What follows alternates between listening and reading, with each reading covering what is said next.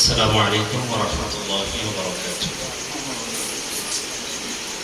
نحمده ونصلي على رسوله الكريم، أما بعد فأعوذ بالله من الشيطان الرجيم. بسم الله الرحمن الرحيم. وما أرسلناك إلا رحمة للعالمين. إلى آخر الآية. الحمد لله. আল্লাহ সুবহানাহু ওয়া তাআলা দরবারে লাখ কোটি শুকর আল্লাহ জাল্লা শানুহু আমাদেরকে বগুড়া শেরপুর উপজেলা শাখার যুব মজলিসের উদ্যোগে আজকের এই সিরাত সেমিনারের সম্মানিত সভাপতি দিগার উলামায়ে কেরাম, উপস্থিত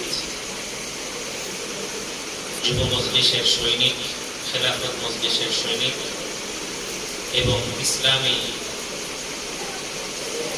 চেতনায় যারা বিশ্বাসী, ইসলামী আন্দোলনে যারা বিশ্বাসী, উপস্থিত সংগ্রামী ভাই সকলের প্রতি আমার আন্তরিক শুভেচ্ছা এবং মোবারকবাদ। আল্লাহ রাব্বুল আলামিন আমাদেরকে এই জায়গায় একত্রিত হওয়ার সুযোগ করে দিয়েছেন, এই জন্য শুকর আদায় করছি, করি আলহামদুলিল্লাহ। রাসূলের উপর দরুদ ও সালাম মহব্বতে সকলেই পড়ি সাল্লাল্লাহু আলাইহি ওয়াসাল্লাম। আসলে মাহফিলের মূল যিনি, তিনি আজকে আমাদের মাঝখান থেকে শুরুতেই চলে গেছেন, আর আমরা শাখা প্রশাখা যারা আছি তারা পরে কথা বলছি। অনেকের কাছে একটু বিরক্তিকর ভাব লাগতেই পারে, স্বাভাবিক, কিন্তু এখানে বিরক্তি হওয়ার কোনো বিষয় নয়। এই কারণে, কারণ এখানে আমরা যারা উপস্থিত হয়েছি সব এক পতাকার মানুষ, বিধায় আমাদের একজন আরেকজনের প্রতি মহাব্বত আর ভালোবাসা আছে বলেই আমরা এই আবহাওয়াকে পায়ে ডলে, আবহাওয়াকে খুব একটা বাধা মনে না করে, রাতের অন্ধকারকেও বাধা মনে না করে একত্রিত হওয়াটাকেই আমরা খেলাফতকে যে মহব্বত করি, এটা তার বাস্তব উদাহরণ। আসলে আমরা এই জায়গায় সেমিনার করার উদ্দেশ্য,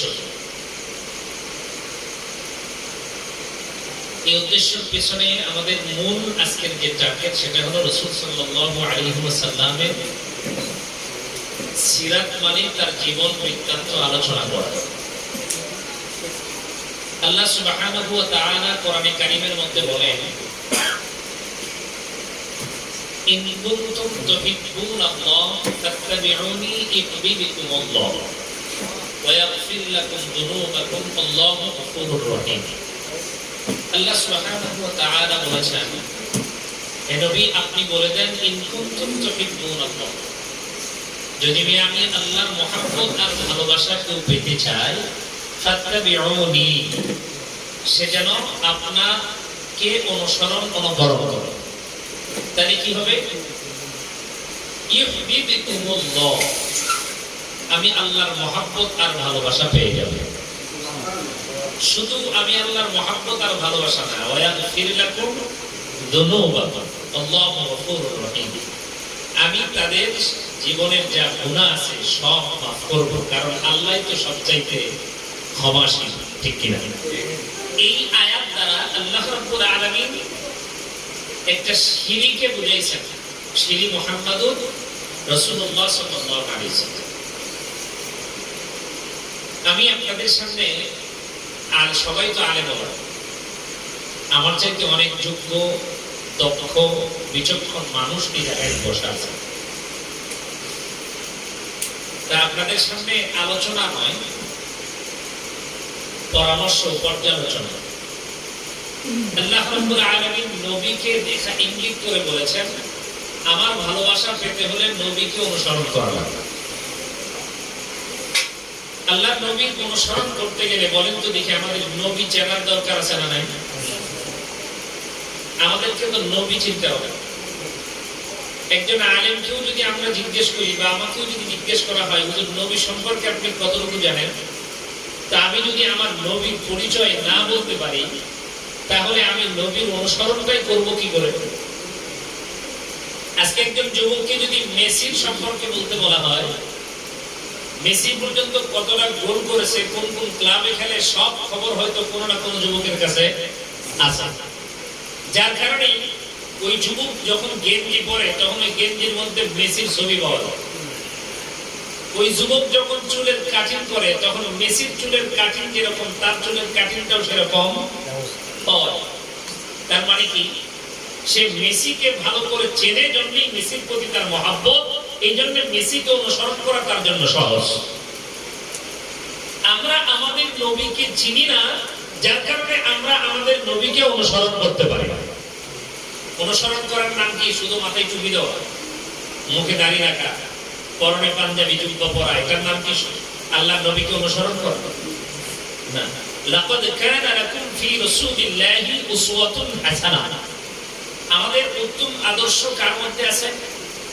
রাসূল সাল্লাল্লাহু আলাইহি সাল্লামের। আমরা নবীর কাছ থেকে আদর্শ নিতে হলে নবীর বিষয়গুলো আমাদের সবার জানার দরকার আছে না নাই? নবীর কিছু কাজ আছে যেগুলো আমরা করতে পারবো না, নবী পারে। নবী করেছেন কিন্তু আমাদের জন্য নিষেধ। নবীর কিছু কাজ আছে এটা নবীর জন্য সাধ্য, আমাদের জন্য অসাধ্য, আমরা চেষ্টা করলেও এটা করতে পারবো না। যেমন উদাহরণস্বরূপ বলা যায়, রাসূল সাল্লাল্লাহু আলাইহি সাল্লাম একসঙ্গে 9টা বিবি রেখেছেন। আমাদের জন্য এটা কি নিষেধ না? এটা আমাদের জন্য নিষেধ হাদিস, কিন্তু আমাদের জন্য পালন করতে নিষেধ করা হয়েছে। আল্লাহর নবী প্রসাব পায়খানা করলে মাটি তার প্রসাব পায়খানাগুলো খেয়ে ফেলে, তার প্রসাব পায়খানা থেকে কখনো দুর্গন্ধ বের হয় না। আল্লাহর নবীর প্রসাব পায়খানা থেকে পাওয়া যায় না, কিন্তু আমাদের প্রসাব পায়খানা থেকে কি কখনো মানে সুগন্ধ বের হওয়ার সম্ভাবনা আছে? নাই। তার মানে বোঝা গেল আল্লাহর নবীর পক্ষে এটা সাধ্য হলেও আমাদের পক্ষে এটা অসাধ্য, আমরা এটা করতে পারবো না। 3 নাম্বার যে বিষয়টা হলো, আল্লাহ রাসূল সাল্লাল্লাহু আলাইহি সাল্লামের নবুয়ত হওয়ার পর থেকে নিয়ে আল্লাহর নবীর ইন্তেকালের আগ পর্যন্ত কয় বছর? বলেন না, কয় বছর? 23 বছর। 17 বছর সময় আল্লাহর নবী একটা সংগঠন করেছিলেন। সেই সংগঠনের নাম হলো হিলফুল ফুজুল। এই সংগঠনটা করেছিলেন এই 17 বছর থেকে 40 পর্যন্ত গণনা করলে এখানে 23 বছর।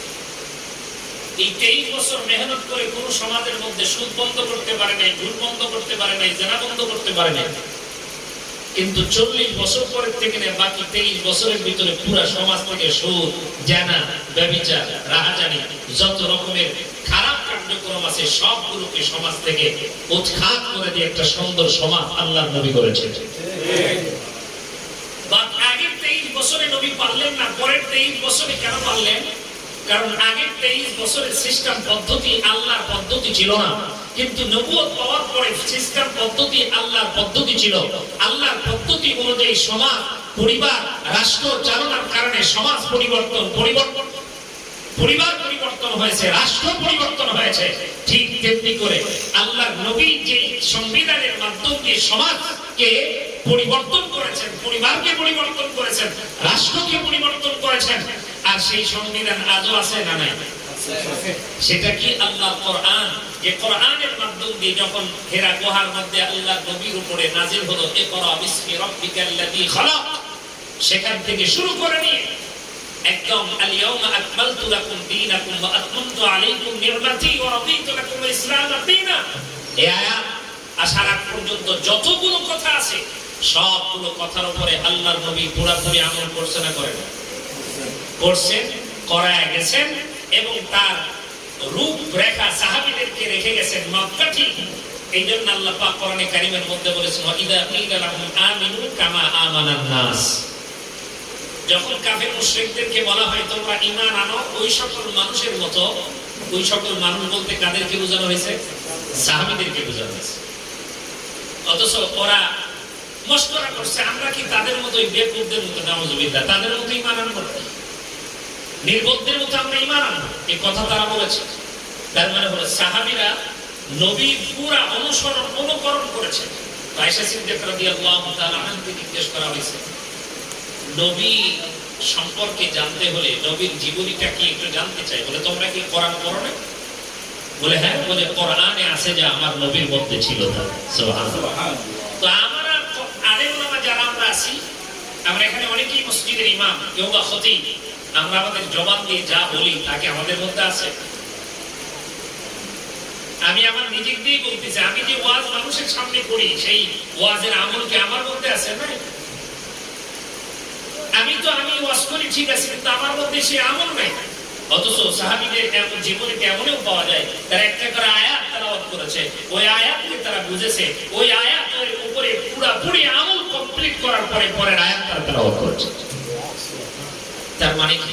এই জন্য আমরা আলেম ওলামা আমরা এত থাকার পরও আমাদের প্রধান অতিথি মহোদয় তিনি কিন্তু বলে গেছেন, এত মাদ্রাসা, এত মসজিদ, এত ছাত্র, এত হুজুর, 90 থেকে 95% মুসলমানের দেশেও খেলাফত কায়েম করা সম্ভব হয় না। কেন না হওয়ার পিছনে কারণ হলো আমাদের রিকশাওয়ালা তো দূরে থাক, ঠেলাওয়ালা তো দূরে থাক, ওইটা বলা না পর্যন্ত খেলাফত কায়েম হবে না।